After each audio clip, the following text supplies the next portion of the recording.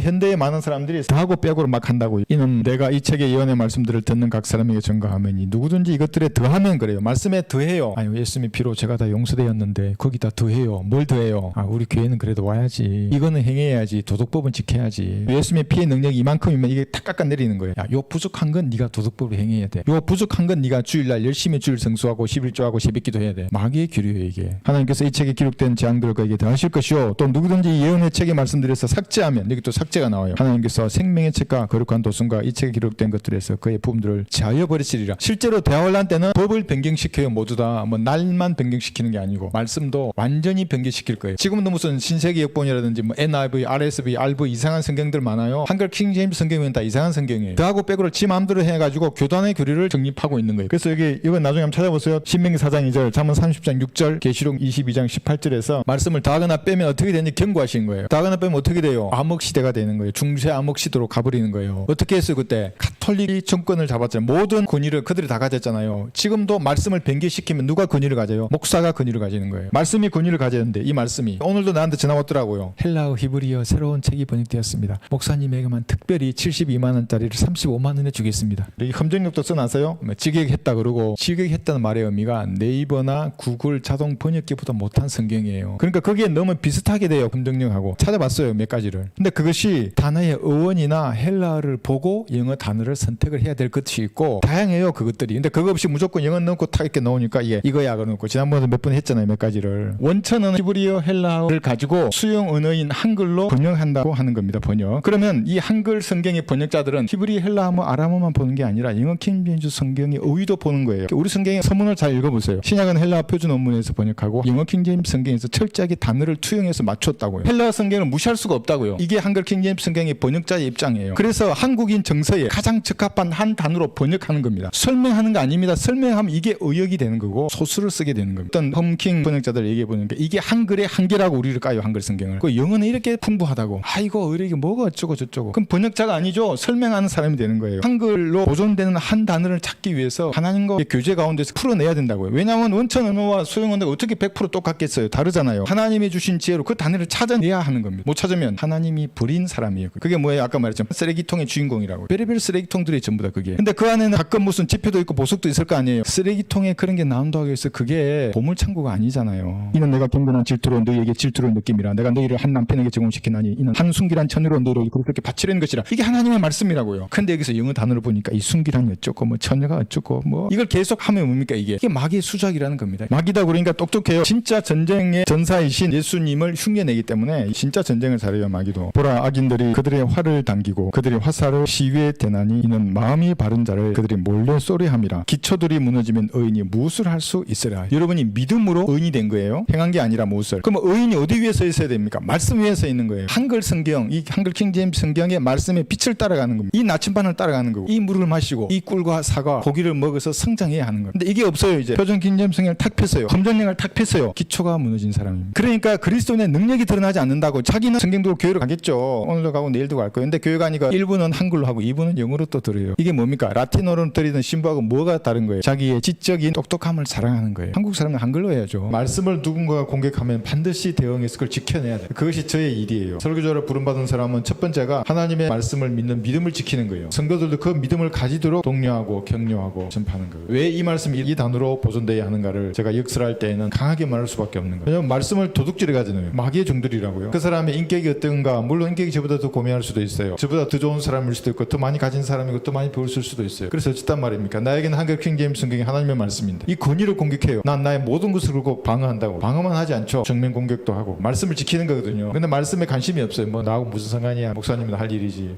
제가 말씀을 지키기 위해서 강하게 말씀하시더라도 무슨 뜻인지를 여러분 이해하셔야 돼요. 한글 성경의 권위가 무너졌어요. 그럼 영어를 제일 잘 아는 사람이 하나님이 되는 거예요. 그 영어 잘하는 놈이 장땡이 되는 거예요. 세상말로. 그걸 하나님의 사람이 보고 있어야 되겠어요? 엘리야처럼 조롱한다고. 네가 영어가 하나님의 말씀을 믿느냐? 그럼 미국으로 가라고. 여기 왜 있냐고. 우리가 이 순수한 말씀 하나님의 말씀을 믿고 실행하려고 하는데 왜 한국에 와서 그렇게 하냐고. 돈 벌라 그러냐고. 하나님은 그렇게 말해요. 돈 벌라 그런다고 이단들은.